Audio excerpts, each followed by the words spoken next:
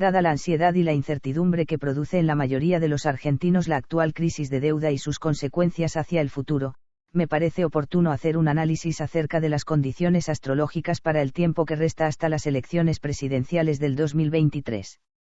De ganar en ellas la oposición de derecha de la Argentina, caracterizada por su vocación antidemocrática y golpista, el país enfrentaría la prepotencia descarnada de los sectores del poder económico, que tradicionalmente apuestan a la depreciación de la moneda mediante shocks devaluatorios, el endeudamiento permanente, la exportación de bienes primarios, la evasión fiscal, el contrabando de granos, la maximización de ganancias a costa del hambre del pueblo, y la fuga de capitales.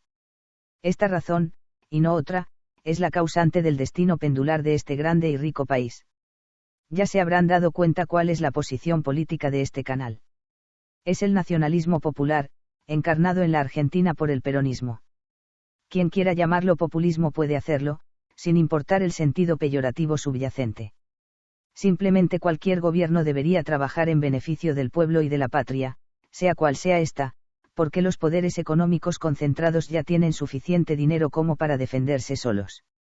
Tienen los estudios de abogados más poderosos, compran jueces y fiscales, espían gente a su antojo, etc. En principio aclaremos, para el público no residente en Argentina, que nuestro país está gobernado actualmente por un frente político compuesto por distintas vertientes del peronismo, algunas que sobreviven desde el nefasto gobierno de Carlos Menem, quien utilizó la denominación peronista, su simbología y liturgia, para hacer el ajuste neoliberal más agresivo del que se haya tenido noticia, con la privatización de las empresas públicas y el establecimiento del sistema de convertibilidad, una dolarización encubierta que igualaba el peso al dólar. Este sistema se compensaba con el endeudamiento permanente. Luego de esta etapa neoliberal nefasta siguió una alianza integrada por radicales y peronistas, con Fernando de la Rúa a la cabeza, que hizo estallar el país en la crisis del 2001. El sector más representativo del peronismo histórico, dentro del actual Frente de Todos, es el denominado kirchnerismo, demonizado hasta el hartazgo por los medios de comunicación corporativos e imperialistas.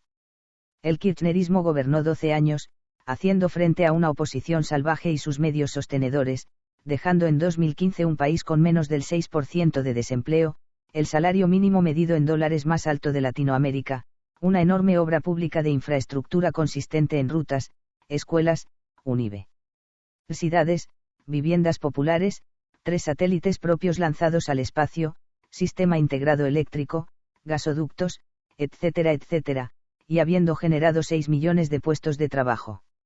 Asimismo se reestructuró la enorme deuda externa que había dejado la alianza. En 2015 la deuda externa a pagar en dólares no superaba el 11% del Producto Bruto Interno. Aclarado esto, veamos cómo estamos actualmente, al mes de marzo del 2022. Habiendo pasado por la pandemia del 2020 y sus rebrotes en 2021, la situación sanitaria actual parece estar bastante tranquila, luego de un plan de vacunación que, si bien tuvo algunos retrasos, al igual que en otros países, fue efectiva para evitar nuevas olas de infectación.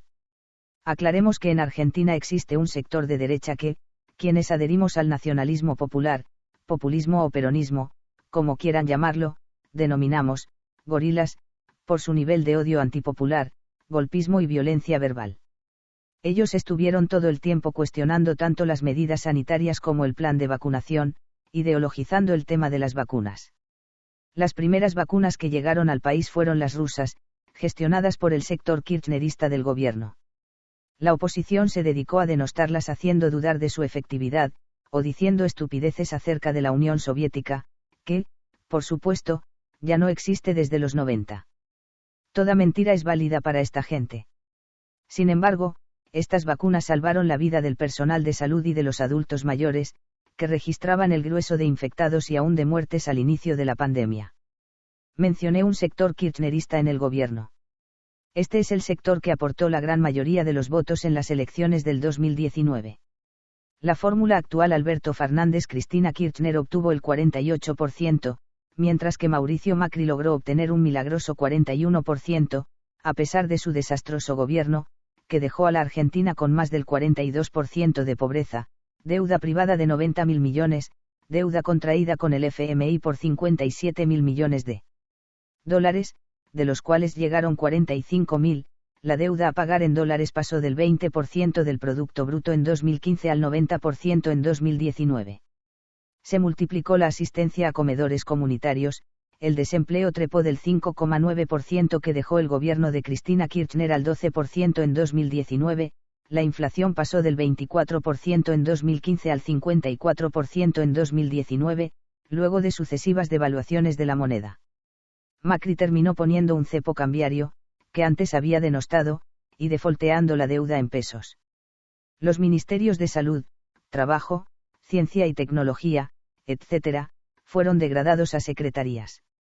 Además se enojó por haber perdido de manera vergonzosa las elecciones llamadas PASO, internas abiertas previas a las generales, le echó la culpa al pueblo por haber elegido mal y devaluó un 50% de un día para otro. Ya había amenazado antes que si él se enojaba podría hacerle mucho daño al país. Además creó un sistema de espionaje destinado a encarcelar a los kirchneristas, que consistía en hacer una denuncia espectacular en los medios corporativos, especialmente el Grupo Clarín. Luego algún funcionario o militante de su partido de derecha hacía la denuncia correspondiente, que por más ridícula y falta de pruebas que fuese, era aceptada por algún fiscal, y posteriormente mandada a instrucción de algún juez, siempre solícito a los pedidos de la derecha, fuere por convicción G. Orila o por apriete del gobierno mafioso. Esto se llamó lawfare. Tal vez recuerden al Papa Francisco hablar de ello. No se aplicó solo en Argentina.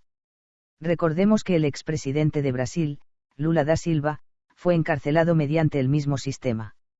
En Brasil, Lula fue perseguido por el juez Moro, quien se apersonó en Argentina para ser recibido con honores por parte de la Corte Suprema de Impresentables.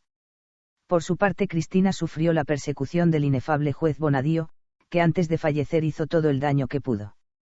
En Argentina aún hay presos políticos, que el presidente no reconoce como tales, por este sistema corrupto. Todo esto viene cocinado desde el Departamento de Estado estadounidense. Aquí el mismísimo embajador yanqui había dicho que iba a asesorar, o dar instrucciones más bien, sobre el funcionamiento de la justicia. Alberto Fernández se dedicó en el 2020, además de gestionar el tema de la pandemia, cuestionado por cerrar demasiado la actividad económica, a reestructurar la deuda privada, cosa que se logró con bastante esfuerzo y que consiste en tirarla hacia adelante y que la paguen otros. El principal acreedor es el hipersónico fondo BlackRock, cuyos activos superan al de las naciones no poderosas. Los negociadores se vanagloriaron por haber conseguido una quita de 37.000 millones.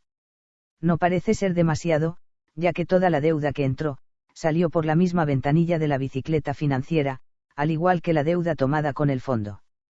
La deuda tomada por Mauricio Macri no es otra cosa que una extraordinaria estafa al pueblo argentino, porque él será su primera víctima, así como la Argentina como país al perder su soberanía. Ahora bien, si hay un sector kirchnerista en el actual gobierno, entonces ¿cuál es el otro sector? ¿Qué representan ambos sectores? Digamos que el sector kirchnerista representa, con las diferencias históricas y geopolíticas del caso, a las políticas del peronismo histórico, en cuanto a la defensa de la soberanía nacional y la promoción de derechos sociales. Es obvio que los sectores conservadores tradicionales de la derecha agrícola, digo conservadores en cuanto a sus privilegios de clase, se oponen sistemáticamente a estas políticas, desde la Revolución Libertadora hasta la fecha. El otro sector es un rejunte de gente que proviene mayormente del menemismo, quien como ya vimos condujo un gobierno neoliberal de derecha, conquistando al electorado con la etiqueta de peronista, pero en los hechos produjo el mayor desguace del Estado y la primarización de la economía, con sus efectos de desempleo, pobreza y exclusión social. Sabido es que la derecha mantiene en buenas condiciones a un 20 o 30% de la población, mientras que el otro 70% tiene que arreglárselas como puede, o aún caer en la indigencia que suele llevar al delito como modo de vida. También en ese rejunte hay individuos afines a la socialdemocracia radical alfonsinista, entre los que se cuenta el propio presidente Fernández. La socialdemocracia, y esto lo saben muy bien los europeos, siempre es débil en cuanto a enfrentar al poder económico enquistado en las instituciones privadas o públicas, como el sistema judicial por ejemplo.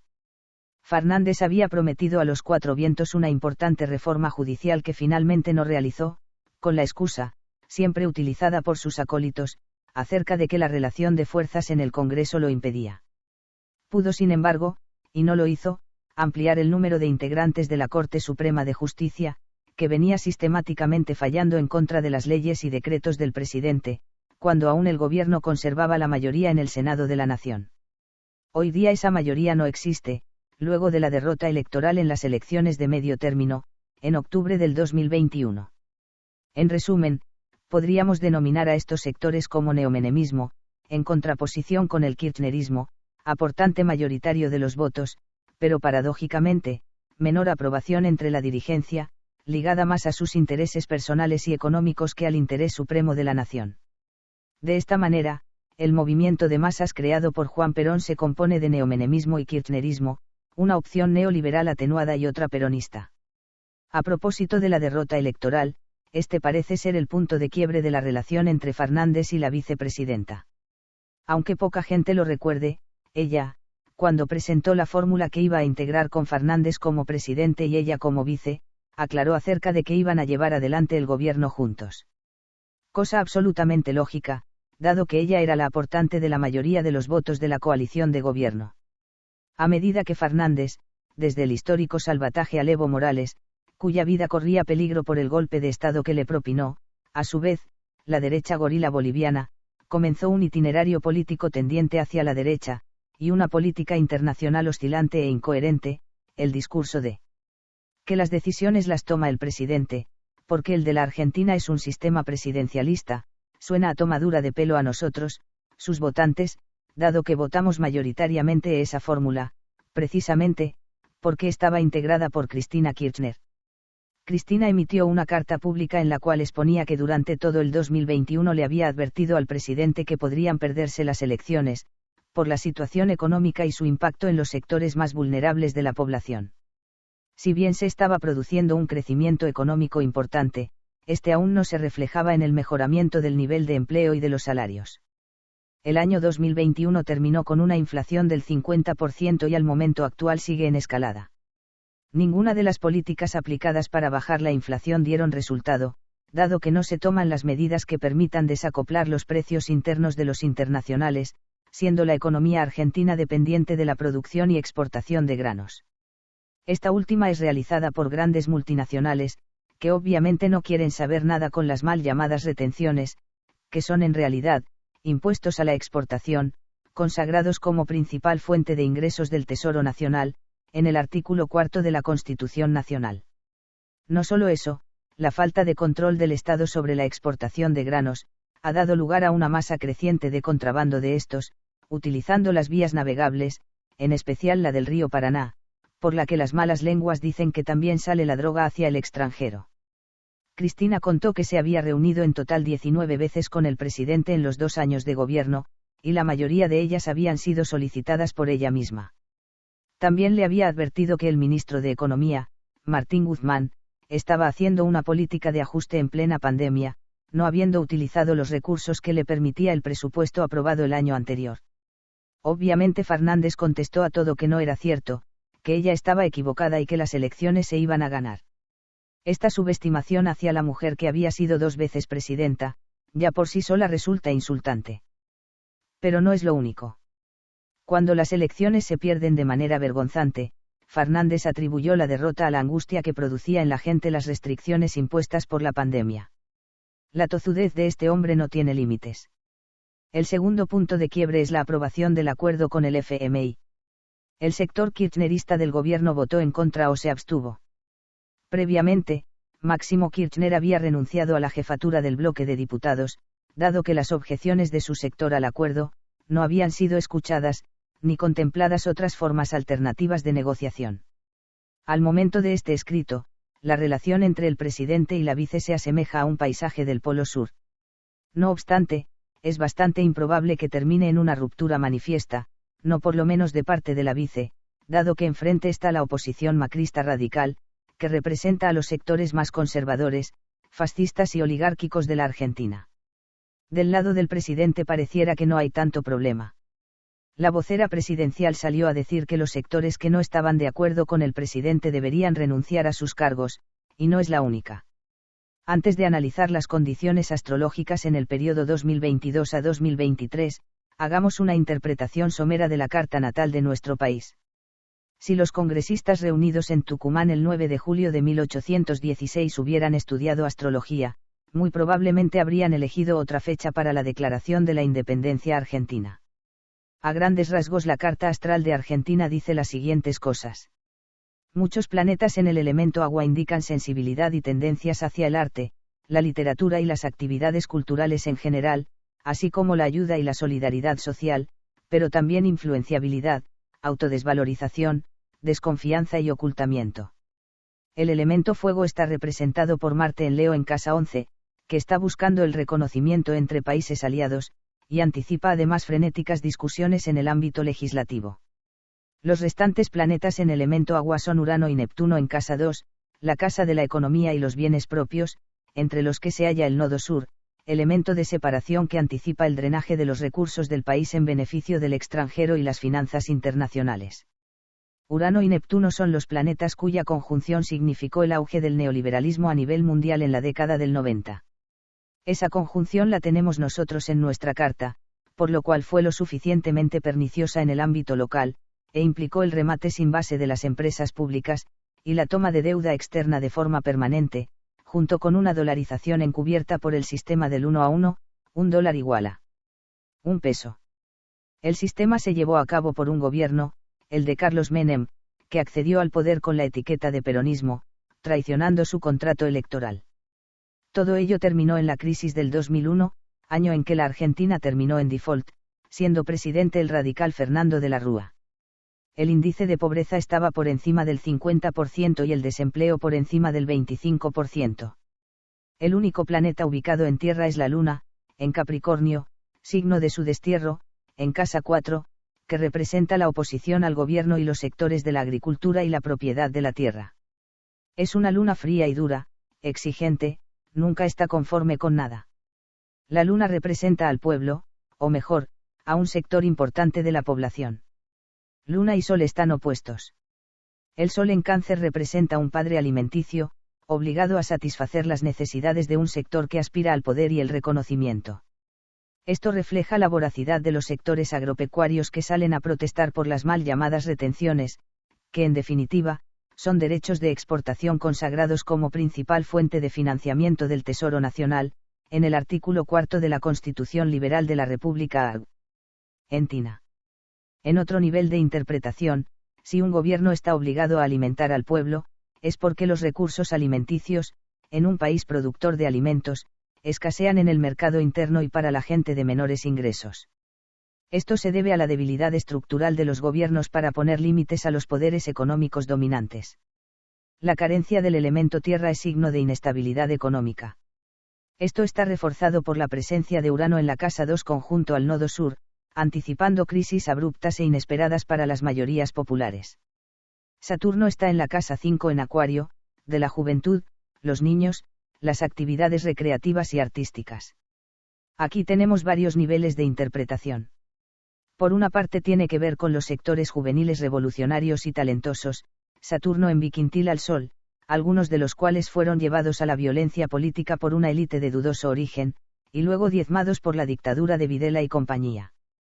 Pero también indica que la parte más conservadora y tradicional de la sociedad rechaza a la juventud, por ver en ella un peligro de transformación del statu quo dominante.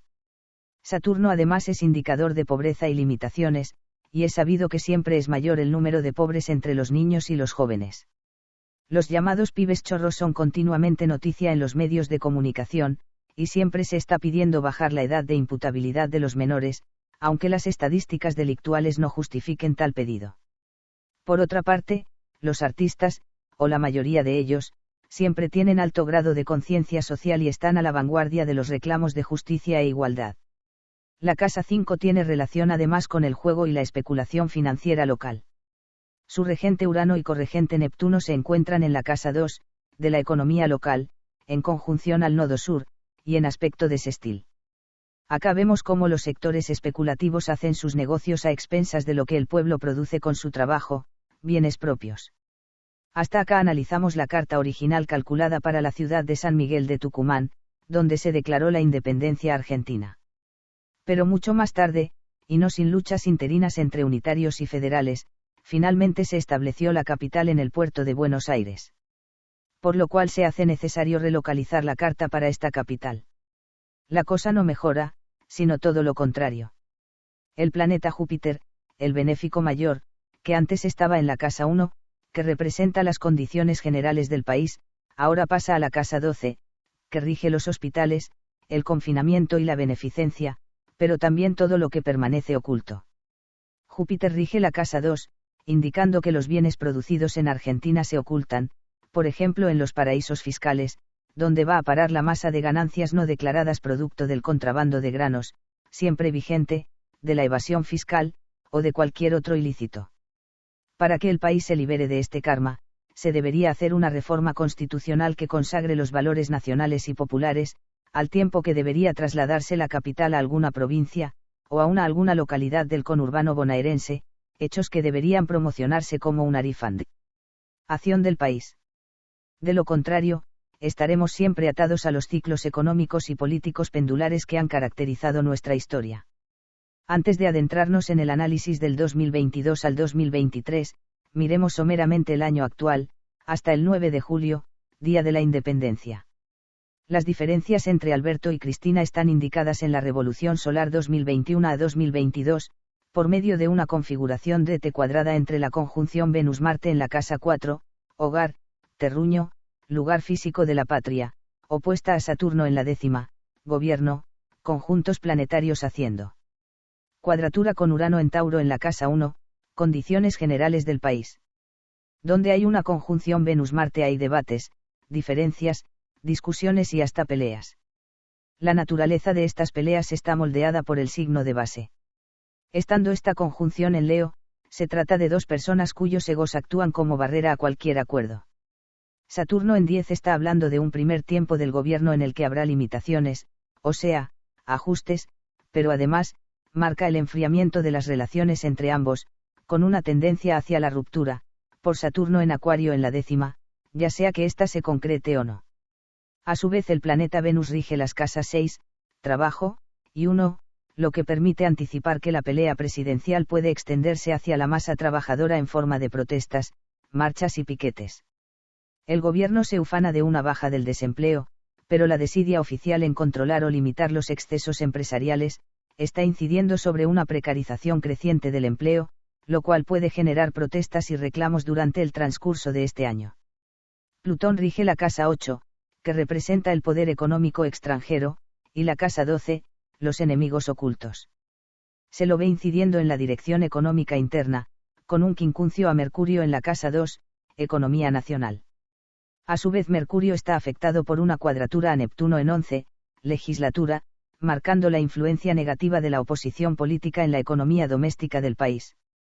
El Sol en este caso está representando el poder mediático, en cercanía con la Luna en casa 3, de las comunicaciones, que en la carta natal de Argentina representa, no al pueblo sino a los sectores conservadores y antiperonistas, se refiere a la retroalimentación entre estos sectores y los medios de comunicación corporativos, que mantienen aún los valores más altos de ratings y audiencias.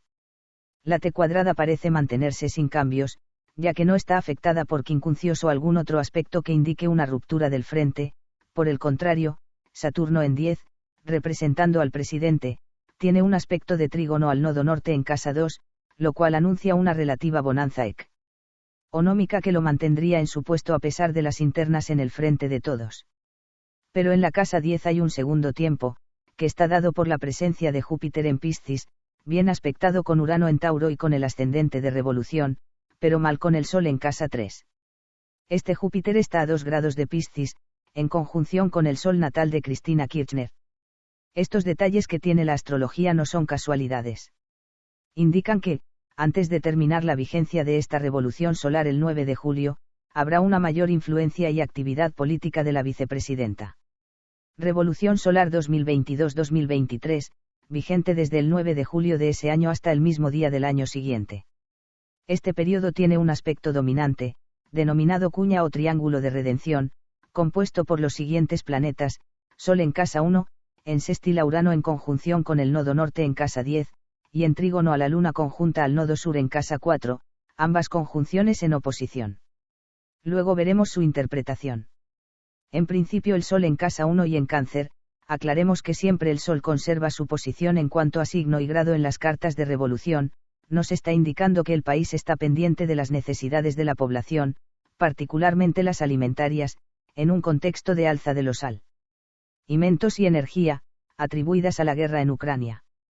Ya sabemos que la pandemia fue la manera en que se logró a nivel mundial, la precarización del empleo por parte de los factores de poder, ya que de los 225 millones de empleos perdidos durante las restricciones a la circulación, se recuperó solamente la mitad, pero con empleos precarios de baja calificación.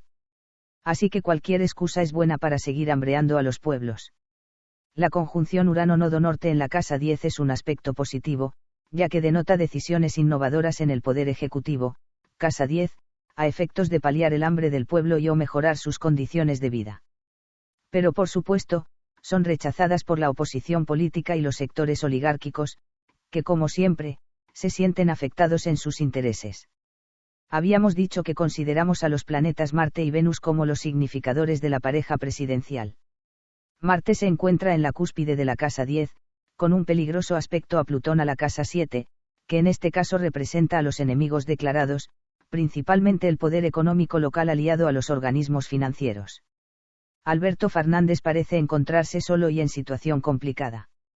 Mientras que la vicepresidenta, desde las sombras, conduce los cambios positivos y teje alianzas con sectores sindicales y gobernadores de provincias. Venus en semisextil a Urano conjunción Nodo Norte y en aspecto positivo con Júpiter en casa 9, regente de la sexta, pero siendo resistida por la oligarquía vernácula, Venus en quincuncio a Luna en casa 4. Revolución Solar Argentina 2023-2024, vigente desde el 9 de julio del 2023 al mismo día del 2024. Año de elecciones presidenciales, compatible con el Sol en la casa 9, que caracteriza las cuestiones relacionadas con la ley, la justicia y los procesos institucionales. En este caso está sin aspectos, y además está a disposición de la Luna en casa 6, indicando que la persona a cargo del gobierno estará preocupada por la situación de los trabajadores, el Estado y la salud pública. Tiene además un aspecto de quintil a Plutón en la casa 4, que representa a los sectores del poder agropecuario. Este quintil tiene un doble significado. La Luna en la carta de Argentina no representa a los sectores populares más postergados o a los trabajadores, sino a aquellos sectores de la Argentina tradicional agroexportadora. Y sabemos que ellos se autoperciben como los verdaderos trabajadores y contribuyentes al Estado, en desmedro de las clases populares, a quienes califican de planeros, vagos y otras adjetivaciones despectivas. Este quintil habla del apoyo de cierta parte de la población que nunca vota por lo que llaman populismo, poniéndose en una posición de superioridad sobre los sectores más desfavorecidos por el sistema, que aún sigue siendo un capitalismo neoliberal. La casa 10, que representa al gobierno en general, tiene cerca de su cúspide al planeta Mercurio, regente de la casa 8, que representa al poder financiero internacional, comandado por el Fondo Monetario Internacional, con el cual la Argentina tiene una cuantiosa deuda, tomada por el gobierno de derecha de Mauricio Macri en el año 2018. Sabemos que el fondo exige a los países endeudados un sinnúmero de condiciones que limitan la capacidad de decisión y la soberanía de los pueblos. Por tanto, Mercurio estaría indicando aquí que el FMI estaría, a julio del 2023, realizando un cogobierno con el gobierno formal de la Argentina, incidiendo desfavorablemente sobre la masa trabajadora. Esto está indicado por una configuración T cuadrada entre Mercurio, Plutón y el nodo norte en casa 6, la casa del trabajo. Pero la casa 6 también tiene que ver con la salud. El eje nodal está haciendo una configuración de cuadrado cósmico con la oposición Mercurio-Plutón, esto representa una situación de encerrona que podría afectar también la salud pública. Quizás se cierna sobre la Argentina una nueva pandemia o epidemia, Aries Leo interceptado en 6-12, el gobierno podría ser presionado para reducir los beneficios sociales y o derechos laborales de manera coercitiva. La casa 6 se refiere también al sector de servicios públicos, empleados estatales, fuerzas de seguridad, etc. Este sector también es un área de coerción por parte del fondo para reducir el gasto. En cuanto a los sectores postergados, la niñez y la ancianidad, casa 5, dentro de las limitaciones consecuentes con todo esto, recibirán la asistencia del Estado. Esto se desprende de Saturno en casa 5 en trígono al ascendente y de un aspecto de cuña que descarga la oposición Mercurio-Plutón sobre Neptuno, bien aspectado en la cúspide de las 6. En la casa 11, legislación y relaciones internacionales, vemos una dupla masculino-femenina, que estaría representando a la pareja presidencial actual Alberto Fernández-Cristina Fernández de Kirchner. Venus, el elemento femenino, está en Leo a disposición del Sol en casa 9, en expectativa del proceso eleccionario. Por su parte Marte, el elemento masculino, está rigiendo la casa 8, de las crisis, muertes etc. Marte a su vez está en quincuncio, aspecto de pérdida, a Plutón en la casa 4 que tiene idénticos significados, ambos planetas en grado crítico. Marte además está haciendo una configuración de cuña con el eje nodal en casa 6-12. Según todo esto, es probable que Alberto Fernández pierda unas elecciones internas abiertas o bien renuncie a presentarse, cuestión que revisaremos en un próximo estudio. En cuanto a la carta de asunción de Alberto Fernández, hay algunas cosas que claramente se podrían decir sin tener el diario del lunes, como por ejemplo, que el gobierno mantendrá su estabilidad, pero habrá cambios hacia el final, Júpiter conjunto al nodo sur, congruente esto con la revolución solar que estudiamos antes. Con respecto a la vice, representada por Venus en conjunción a Saturno conjunción a Plutón en casa 11, se puede anticipar un enfriamiento de la relación entre ambos, hasta una ruptura posterior. Ahora, contando con el diario del lunes, podemos observar algo sobre la pandemia, que no podría anticiparse sin este dato. Neptuno se encuentra en Piscis, su regente, en la casa 1, haciendo un aspecto de trígono a Marte en casa 9. Neptuno tiene que ver con intoxicaciones, venenos y por supuesto, con virus y bacterias, al tiempo que Piscis es el domicilio natural de la casa 12, de las enfermedades crónicas y las internaciones.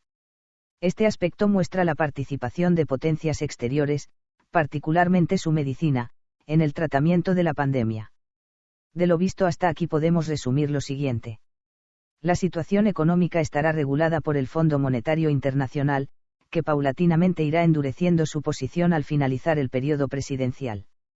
El presidente estará cada vez más solo y la vicepresidenta irá tomando más relevancia, así como iniciativas propias en su ámbito de influencia, el Senado de la Nación.